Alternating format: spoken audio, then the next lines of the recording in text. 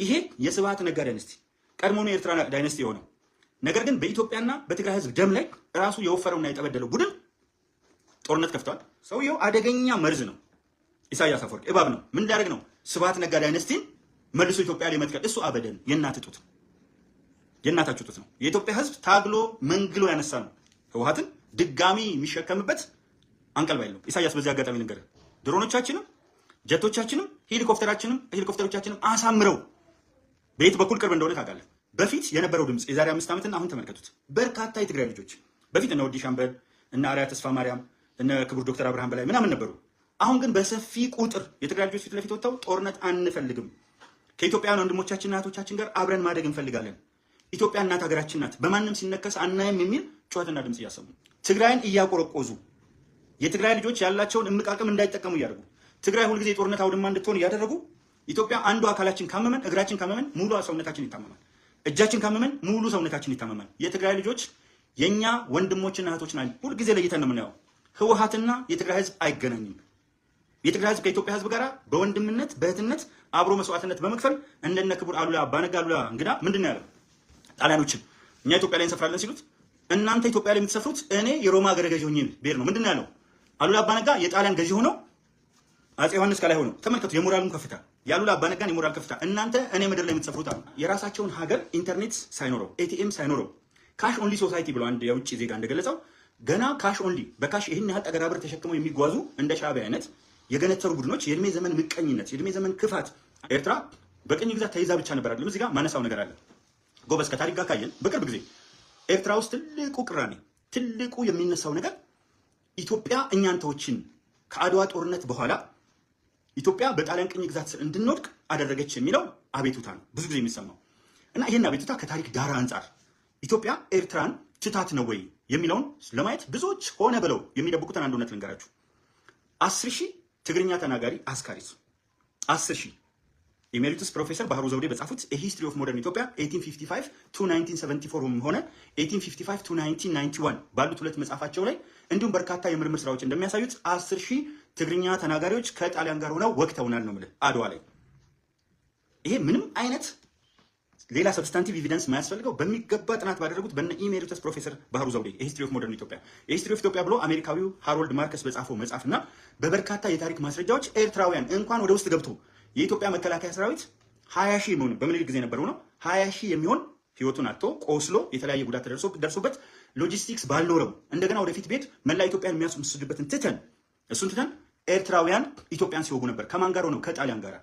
ይሄን ልትክድ ነው? እስቲ ና አንድ ኤርትራዊ ናና ላይቭ ገብተን በማስረጃዎች ላይ ተመስርቶ ውሸት ከሆነ ከየትኛውም የኢትዮጵያ ብቻ ሳይሆን የውጭ ሶርሶች ይታዩና ኤርትራውያን ከጣሊያን ጋር ሆነው ኢትዮጵያን ይወጉ ነበር። አንድ ድንበር ዘሎ ሻዕቢያ የገባበት ትልቁና የመጀመሪያው ምክንያት እኛ የአሰብ ወደብን አንደኛ ለኤርትራ ዛሬም ነገም ምንም አስተዋጽኦ አበረክተን ማለት እንችላለን። ለምን? ምጽዋን ስለምናውቃት። ምጽዋ ትልቅ ወደብ አለ፣ መጠቀም አልቻለም። አሰብን በምንም ታሪክ መጠቀም አልቻለም። ብቻ ሳይሆን አሰበኛ ነው። አሁን አንዳንድ ጊዜ አንዳንድ የኢትዮጵያ ተንታኝን የሚሉ ባንዳዎች ስለ አሰብ ወደብ ሲተነትኑ በጣም ይገርመኛል። ሲጀመር ባጭሩ ኤርትራ የምትባል ሀገር የለችም። ከ1983 ዓመተ ምህረት በፊት በየትኛው መዝገብ ላይ ኤርትራ የምትባል ሀገር የለችም። አሰብ በምንም ታምር ኤርትራ አልነበረችም። ኤርትራ ራሷን የቻለች ራስ ገዝ ናት። ትግራይ ራሱን የቻለ ራስ ገዝ ነው። የተለያዩ ቦታዎች አሉ። አሰብ ራሱን የቻለ ራስ ገዝ ነው። ስለዚህ የኢትዮጵያ አካል ነው። እዛ ጋም የኤርትራ አልነበረም። መርቆ የሰጠው የኤርትራዊ ባንዳ መለስ ዜናዊ የተባለው ሰው በግል ፍላጎቱ በነ ስብሃት ነጋ ፍላጎት ነው። እነ ገብሩ አስራት እኮ ታግለዋል። የትግራይ ክልል ፕሬዚዳንት የነበሩት። ኤርትራ እኮ 12ኛዋ ቡና ላኪ ሀገር ሆናለች። አንድ እግር ቡና ሳታበቅል በነ ስብሃት ነጋ ዳይነስቲ ምክንያት። መቼም ሻዕቢያና ወያኔ አለቃና መንዝሮ ነው። ነገር ግን የጥቅም ግጭት ባበጡ ጊዜ እነዚህኞቹ የሚያብጡበት የጥቅም ግጭት እንጂ ያናከሳቸው ኢትዮጵያን በማፍረስ ረገድ ያላቸው አጀንዳ አንድ አይነት በመቀኘት የተሸበበ ሰላም አስከባሪ ተብሎ ዩናይትድ ኔሽንስ አመስግኖ ፒስ ኪፒንግ ሚሽን ላይ ኢትዮጵያ ላደረግሽው ነገር አስተዋጽኦ አበረክታለሁ ሲል እስቲ ኤርትራ ትኖር ይሆን ብዬ ፈለኩ። ፒስ ኪፒንግ ሚሽን ላይ እንኳን ፒስ ኪፕ ልታረቅ ቀርቶ ሀገር ውስጥ ያለውን ሰው መመገብም ሀገር ውስጥ ያለውን ሰው ከዓለም ጋር ማገናኘትም ያልቻለች በወጣት የተሞላች የቀረውንም ወጣት ለማማገድ የምትዘጋጅ ሀገር ናት። እና ባቄላ ካደረች አትቆረጠም የሚሉ ጠላቶቻችን አይናቸውን ኢትዮጵያ ላይ ደም ለበሰ ሲያዩ፣ ምክንያቱም የእድገት ትሬንዳችን የሚያስደነግጥ ነው። አሁን ግብጽ በደንብ አድርጋ ታውቃለች። ውሃውን አልቀነስንባት፣ እንደውም ፍሰቱ በተሻለ ደረጃ ነው ሄደው። ግን ምንድነው ከግብጽ በስተጀርባ እኮ አጀንዳ አለ።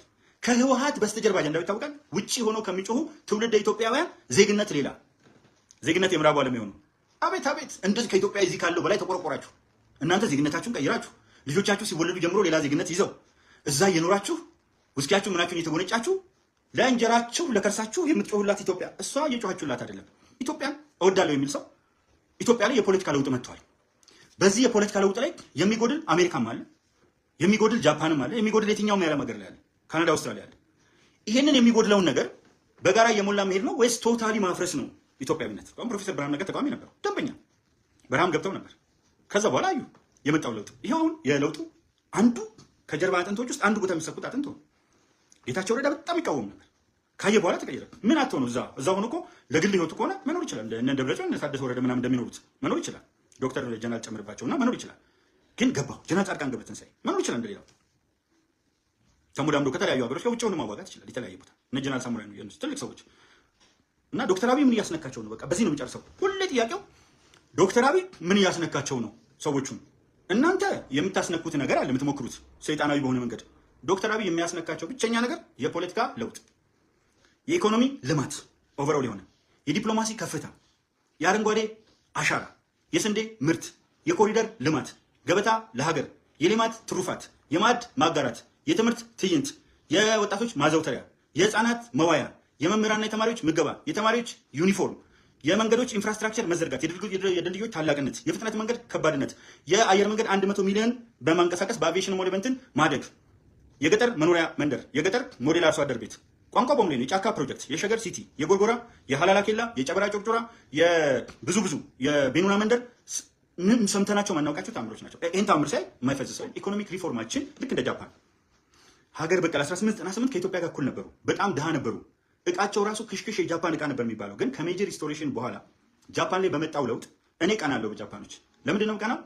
40 ሚሊዮን ህዝብ እንግዲህ በደንብ አድርጋችሁ ተመልከቱ። 40 ሚሊዮን ህዝብ በአንድ ከተማ ውስጥ ይኖራል። ቶኪዮ ከተማ ውስጥ ብቻ 40 ሚሊዮን ህዝብ ጃፓን ውስጥ። አንደኛ ስርቆት የለም ጃፓን ላይ በምንም ተአምር ሌብነት አታገኙም። ማንም ሰው መመስከር ይችላል። የትኛውም እቃ ወድቆ ቢገኝ ይገኛል። ሌላው ሳላጋንን በ2 እና በ3 ሰከንድ ውስጥ አንድ ቶዮታ መኪና ያመርታሉ። አሁን አሜሪካ ሄዳችሁ አብዛኛው አውቶሞቢል ቶዮታ የጃፓን ቶዮታ ብቻ አይደለም፣ የተለያዩ ብራንዶች የጃፓን ናቸው። ኢትዮጵያ ብትመጡ ያለምንም ማጋነን 95% አውቶሞቢሎች የጃፓን ናቸው።